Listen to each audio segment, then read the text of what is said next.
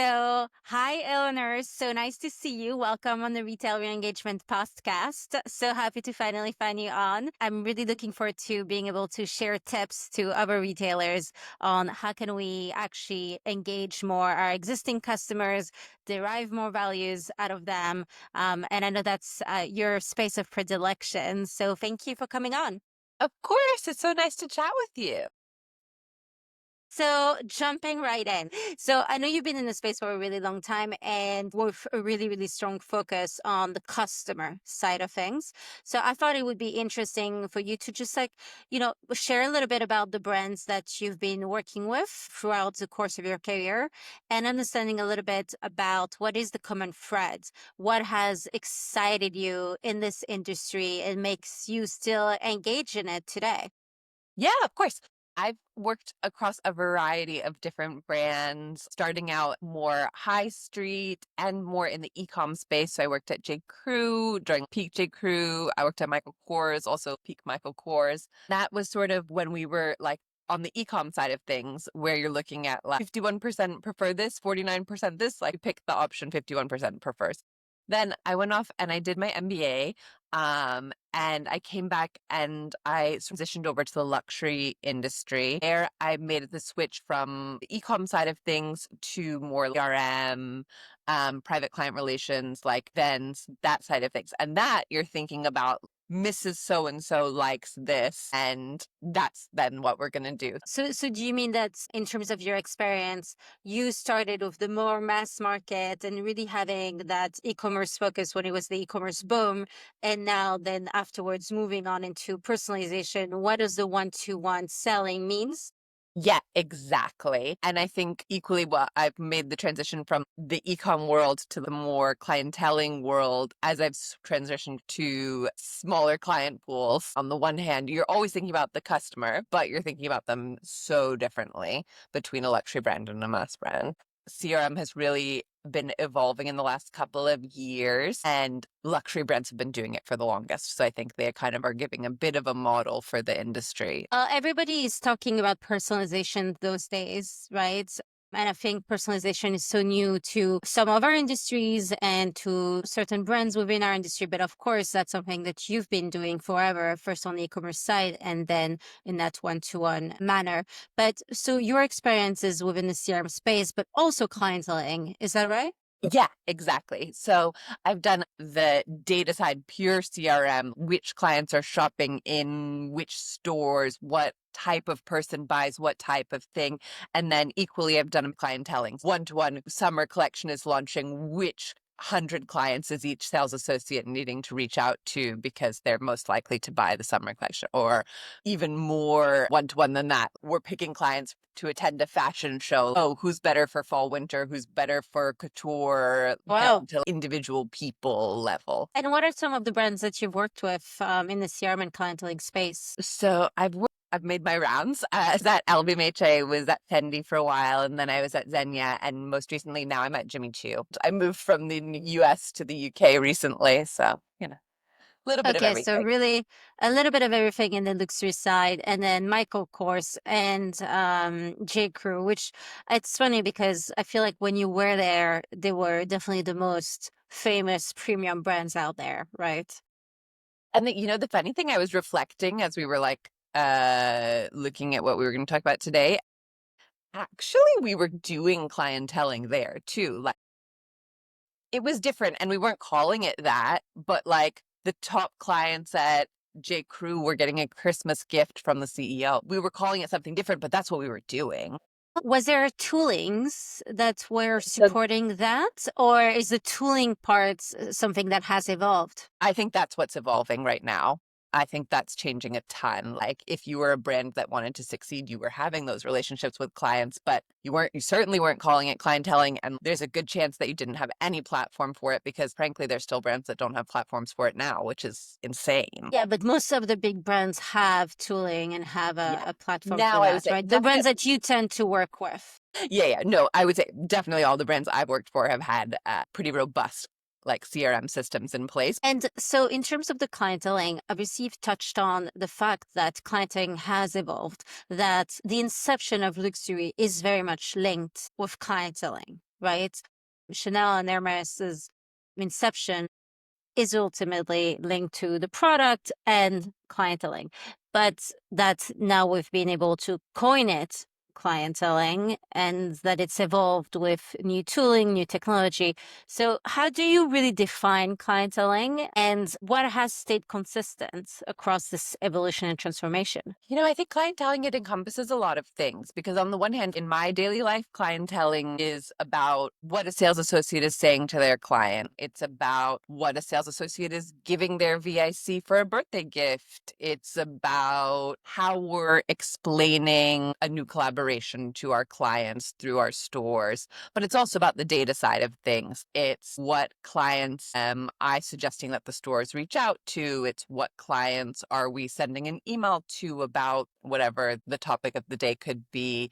All of that is clienteling because it's what is the client experiencing with my brand. It's the storytelling, it's their relationship with the brand. And if you keep it in a silo of just like, oh, it's just email segmentation, which I think some brands still do, you're missing a big portion of it. Interesting. And so you're bringing up email segmentation, which a lot of people would say falls under CRM. Now you do have a role that encompasses both CRM and clienteling, but those two things are not always sitting within the same department. So where do you see the line between the two, and what do you think is the right way of functioning between CRM and clienteling, or is it even the same thing and incorrectly segmented in different organizations? As a person who loves both like the client experience and the data side of things, that like it's two sides of the same coin. And like if you're keeping them separate, like you're probably missing things in between. I think if you're too focused on like just the data, just the like classic what we understand to be CRM, you miss the sort of emotional connection with the brand. And then equally, if you're just thinking about clienteling as client experience in store, you miss all the data. And neither one functions optimally without the other, I think. Okay, that's really interesting because this is not how it works in a lot of brands. But in terms of the CRM and data element, a lot of the CRM that I see being done is very much focused on e-commerce. Would you say that all brands now are conducting email campaigns for the stores as well? So, a couple of things. If you're just sending emails for ecom, you're probably missing a huge section of your client base. I think less maybe in mid-tier brands, but for luxury brands, if your email is focused only on your e-commerce, you're missing most people because most luxury brands are still much more in store than they are online. So you have to be thinking about a store only client when you're thinking about email journeys. Maybe they're signed up to your emails, not because they're ever shopping online, but for the inspiration side of things. As soon as you see email as just a click and buy and the success of email is only conversion on the email, you're probably missing something. So I think you need to absolutely consider the store only client in your email journeys. It's really interesting because having that luxury store first perspective enables you to look at CRM with those eyes wide open. But if you're a D2C brand who originated online only and now has a really wide fleet of retail stores, you might still be managing your email marketing, focusing on e-commerce without having a store communication plan. Yeah, absolutely. And I would say this is a dream scenario that you're thinking about all of these things. Probably in a lot of brands, the email team sits within e-commerce or maybe they sit within CRM, but to join up those journeys is not a given. It probably in many brands takes a host of different people to make sure you get this journey right and cover all of those bases. And yeah, maybe you started all online and you have a huge email database from that, but you need to think about how do you activate a local group when you open a new store or doing something in that store. Those brands are lucky because they have amazing data and those people are willing to buy online. So conversion could be a good metric for them. Yeah, so talking about retail re-engagement, we could be extracting more value out of those customers with the in-store experience, even though they're already buying online.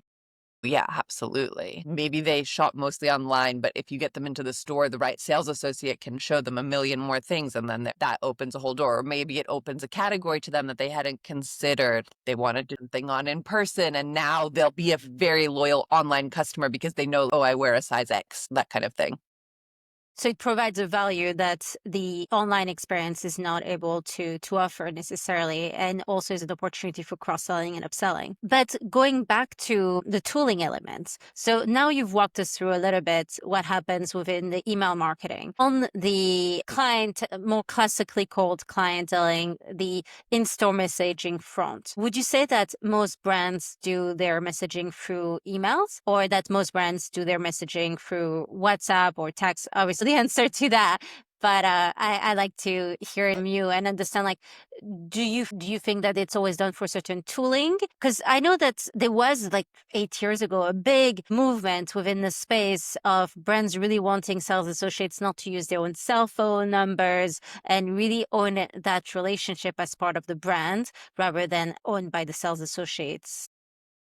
That's a tricky couple of questions, to be honest. So the first part, yeah, is easy. I would say if I'm thinking in the luxury space and I'm thinking about who my most successful sales associates are, who has great conversion on their outreach, and we're looking at that at a sales associate level. And if you're not, you're missing things. A sure bet that someone is not going to be successful is if all of their outreach is email, because email is like not so personal. If I'm reaching it probably means I don't know the person. If you look at the phone of an associate who's reaching out successfully, they're WhatsApping, they're text messaging, some of them are Instagram messaging. It's definitely not just an email relationship. Email is kind of maybe the first step. Oh, I'll email someone and I'll make a appointment with them. So it's the entry point. I think that is really challenging for brands because unless your sales associates all have their own phones, then what phone number are they messaging their clients with? Is it your phone number? Is it their phone number? It gets hairy really quickly because maybe the permissioning thing is quite complicated. Do I have permission to outreach to this person? Maybe they've unsubscribed from marketing, but I have them saved in my contact list and I'm reaching out one to one. Sales associate leaves the brand, but they've saved people's numbers in their personal phones. That's a GDPR violation there. So, how do we think about that and what do we do to make it work? And I would say that there isn't really an optimal solution. Like with iMessage, for example, if you use it for outreach, it's not actually technically really allowed, but that's how most associates would want to speak to their clients. But if enough people mark you as spam because you're doing first outreaches to them and then you get kicked off of iMessage, and then the IT team is trying to figure out how to get you back on iMessage. WhatsApp has got similar kind of problems with people's contacts. It's not clean. I think it's really messy. And it's a space where there's a lot of innovation and new companies trying to make it cleaner, right? I think, for example, Andir, which is the Shopify app for messaging, which is really doing quite well, progressing within the D2C brand space, especially. Do you think that those systems are going to also crack the luxury space, or do you think that they're really better suited for brands where there's not a true one-to-one relationship? No one's got it fully figured out. And I think that's for both sort of more mid-tier brands and more luxury brands. Because even at a luxury brand, not every person that you reach out to is your dear, dear friend the first time you reach out to them. Maybe your goal is tons of one-to-one relationships, but it's not how it starts. People that are external to our industry sometimes think that clienteling is just about those top tier clients. I think that is definitely a misconception. Yeah, 100%. Because, okay, how do you get someone to that point? Look, these people can shop anywhere they want. Why would they shop with you? Well, they shop with you if they have a good relationship with you, but that relationship, you have to build it. It doesn't just overnight you become a $1 million a year Dior shopper. Like it happens little by little, I would say in most cases. So you have to be, as thinking with my CRM hat on, you have to be feeding the sales associates a pipeline of people who could be their next VIC client, and they have to be focusing on how they're going to build that relationship. And the other thing is with VICs, wonderful that you have a great relationship with someone and they're spending with you, but people's situations change very quickly. Maybe they don't shop one season. If you only have one VIC, a whole store can be kind of put out by that. You have to be thinking about your whole client base. It's not just these top clients that you have to be clienteling. So you're talking about how can we really build that pipeline towards VICs. But when we think about the segments of people who are probably never going to be VICs, how can we manage our human resources efficiently to actually be able to extract more value out of those customers through clienteling? My gosh, that's like probably a multi-billion-dollar question. So I think what it is looking at who has the potential to spend. If you come in and you buy one really nice jacket, it's possible that that was a real stretch for you. You saved up for it. Jacket's a piece you're going to wear for many seasons. Or it could be like you just spent $900 with the brand, $500 with the brand, depending on the price point of the brand. That could show a significant interest in the brand. And maybe depending on the brand, you're not even going to break 10,000. You have people who could be repeat clients, which are important for anyone, no matter what. And you need to find them. There are signs in the data that you can use to identify these people, and you can help your sales associates figure out who those people are and then help them to figure out how to target them. And is this part of your role and your peers' roles to match up the purchasing data, the transaction data with engagement signals to then guide the sales associates fleet and the marketing executive fleet into a direction to really nurture those customers and prompt them to becoming more loyal? Definitely. That's like basically the exact reason why clienteling and CRM have to be so closely linked, because you need that data to figure out who those people are, and then you need to action it. Like you can't have one without the other, really. And in terms of data, we talk about the quantitative aspect of things with transaction data, but is there qualitative feedback that you're collecting in store in a way that is not only anecdotal? I think, different brands are doing different things. And a lot of brands now are trying to figure out how to get that qualitative data and use it effectively. That's going to be a big unlock for a lot of people. For example, for a store, you could have a product that isn't selling, and it could be not selling for two different reasons. One reason is everyone who tries it on hates it. It sucks. It's like just a dud. Or it could be something that no one's trying on, but maybe the one person who does try it on buys it immediately because it's perfect once you get it on. In a sales report, you're going to have no idea which one that is. It's just a dud. But with the qualitative side that a sales associate can tell you, yeah, if I can get someone into it, I can sell it.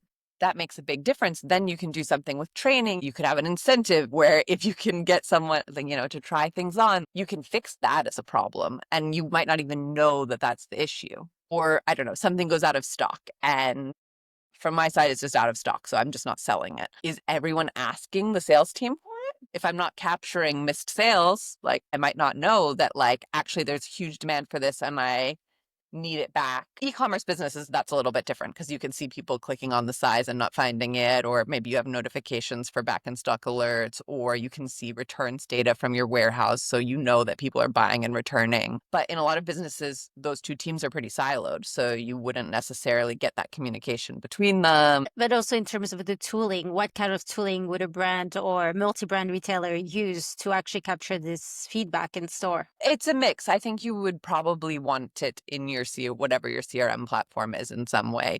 But the important thing is that it all feeds back together. Because I think one thing that's still really challenging for brands across the spectrum is the siloed data. And I hear that some brands are also capturing this type of feedback on Excel because at least they have flexibility in terms of the format, etc. But it seems like all the tools are quite high friction for the sales associates in terms of having to type in the feedback, and it doesn't feel like it's so systematic. People are starting to build it in cleaner ways. That's certainly a priority for me, is making sure that we have ways to capture this that is with as little friction for the sales associate as possible. But I wouldn't say any brand has it figured out or a perfect system. Certainly, yeah, I don't think anyone in the industry has that. Maybe they have one piece of it. Maybe they have a really great way to track lost sales. That's pretty easy. But, the whole 360 picture, no one I know is Yeah. doing it perfectly. And then it's a question of granularity, right? How can you get product level information at customer level? I think that anonymized is already one step forward in the right direction. But then when we think about it on the specific customer level, then that's where it becomes a no man's land. I don't really know of many people being able to do that. Yeah. And I think probably you'd find that many brands are getting it on the client level, but then they don't have a way to extrapolate it beyond that. Or they're getting it on macro level, but they can't figure out, oh, we need to contact so and so when this comes back. You Yeah. probably have one or the other, but you maybe don't have both. But that's actually interesting because I see here now the parallel with the campaign flows for email marketing. A lot of people that are not necessarily from this industry might not know that the two most successful email campaign flows are back in stock and abandoned basket, right? And so what you're just describing is how can we do a back in stock flow for in-person, in-store experience and just replicate that process. Yeah, exactly. No, that's pretty much exactly it. So we talked about the equivalent of the back in stock flow. What about the abandoned basket flow? Do you see that as something that is done in another way for stores? It is definitely happening. Like, oh, actually, I have I have an example. So I was in Milan and I was at Rinascente and I was looking at a bag and they didn't have the color that I liked, but the sales associate was like, "Oh, let me speak to my colleagues and let me see what I can get from some of the other stores." So I left. And then 3 hours later, he WhatsApped me and was like, oh, this is the colors that I have in Rome and I can get it tomorrow. But that is an extremely enterprising sales associate. That is a smart guy. He knew I was interested, but it just wasn't quite right. He also had the time. It's not a given that a sales associate has the time to WhatsApp his colleagues. It means his colleagues responded to him with what they had in stock, that they were willing to give up their stock of a given item. I mean, it's not a given that a sales associate would want their colleague in another store to take their XYZ bag. You know, there's a lot of pieces here. I thought that was beautiful. This guy is a winner, but gosh, so many things had to go right for that experience. And a big thing that went right probably was incentives, right? So how does this work between the commissions between the Rome store and the Milan store? I'd be really interested in seeing what happened behind the scene for that flow to all magically come together. Exactly. I'm sure that a lot of training went in to get that interaction the way that it ended up. So that sales associates, so talking about our all-star sales associates, what do you think has been really the evolution over the past few years of that role in terms of both being relationship builders as well as data contributors? Because I think that for was just definitely not a topic 8 years ago, right? Now it is super high on the priority list of retailers, especially with the cost of third-party data. How do you see that role evolving? Gosh, I have so much respect for all of our sales teams. Every sales team that I've worked with has been amazing. They wear so many hats. And I think especially after the pandemic, they wear even more hats because teams are leaner and maybe you're fulfilling e-commerce orders, you're clienteling, you're doing a training, you're helping people on the floor. So many hats these guys have to wear. And I think it's our job in the corporate environment to figure out how to make it easy and streamlined for them. If it's not easy for them, they have so many things they have to do that you can't blame them for letting one thing slide. Or if clienteling isn't easy, why would you do it? And then looping back on the CRM aspect of things, so what do you think is the current status quo for personalization in email marketing? Meaning that as a customer, so if I'm going to the store and having this experience, for example, at the Rinascente or any other beautiful Milan stores, should I be expecting the email marketing to be in line with what I was looking for in store? Or do you think that we're very far from achieving this in terms of personalization? I think unfortunately, most people are really far from that. And that we have the problem of like, oh, a personalized email.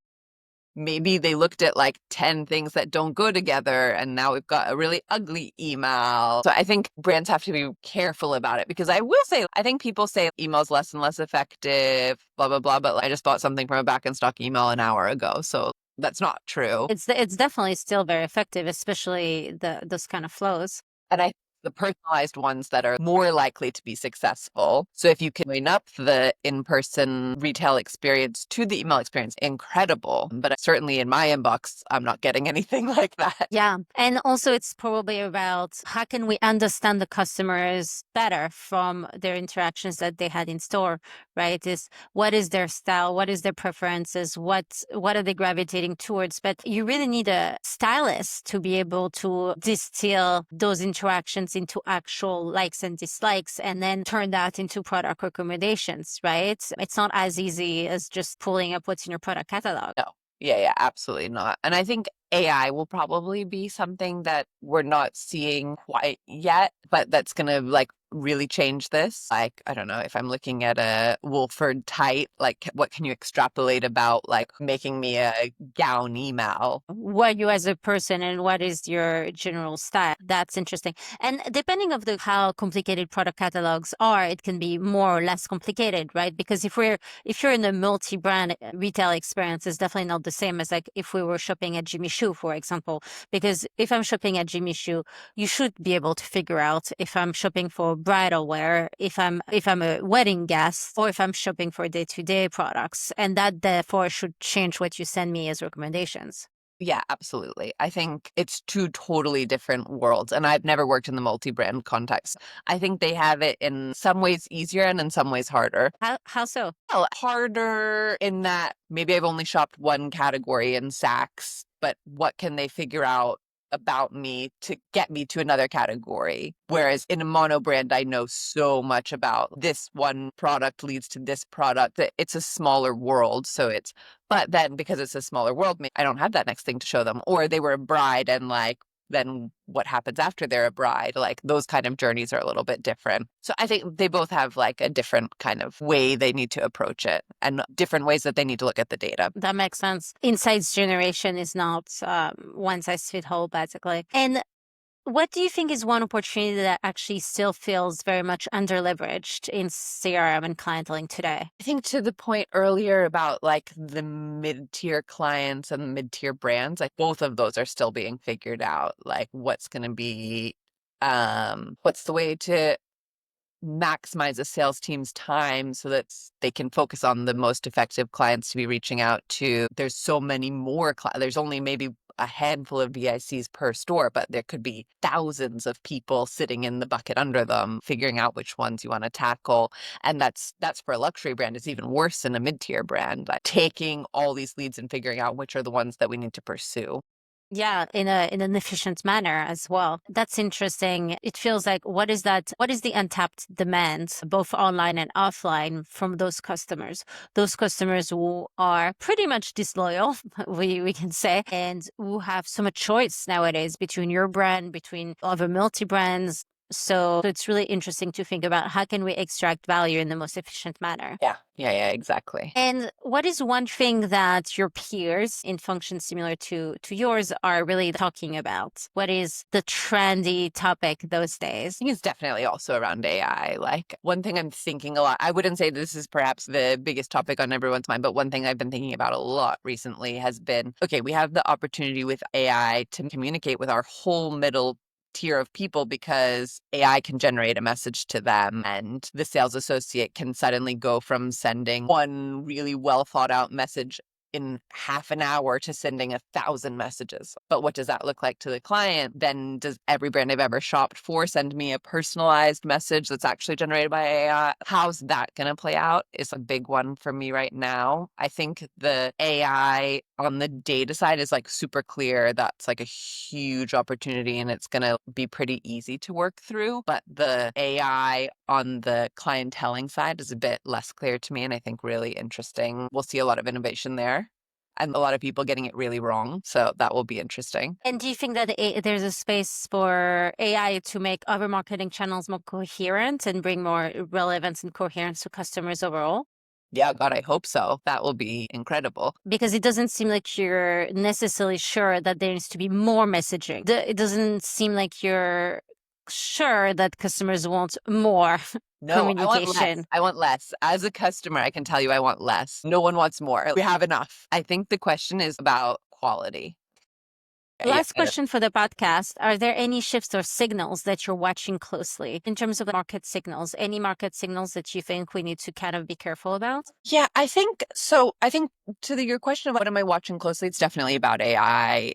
That's going to be game changing in my area over the next 18 months to 5 years. But I think as a consumer, I have been feeling very overwhelmed by like the amount of stuff that's available. I've been really questioning like the value of some of the things that are out there, like going back to gowns. Like I was looking for a gown for something recently and I was like, why are gowns costing 800 pounds and it's polyester? Outrage. It's actually disgusting. So I think as a consumer, I'm having all of these feelings and it's going to be really interesting to see how those kind of feelings play out across the market and also then how we respond to them as retailers. Maybe this dress was made out of polyester because it's a custom print and if it had been in silk, it would have been 8,000. How are we going to storytell that to someone? How are we going to prove that our brand is worth it? That's going to be really interesting to see what brands do there. Yeah, no, that makes sense. That's really interesting, especially with now some luxury brands being caught for using sweatshops for products that are supposedly very high quality and very high price tags. Brilliant. Well, thank you so much, Eleanor, for coming. It's been such a pleasure to catch up and hear your thoughts on the topic of retail re-engagement. I really appreciate diving into clienteling in such details because I think it's really helpful for people to actually have a bit of a playbook and more details on something that is obvious in some ways and elusive in other ways. So thank you so much. Of course, it's been so nice to chat with you. Thanks, Ines.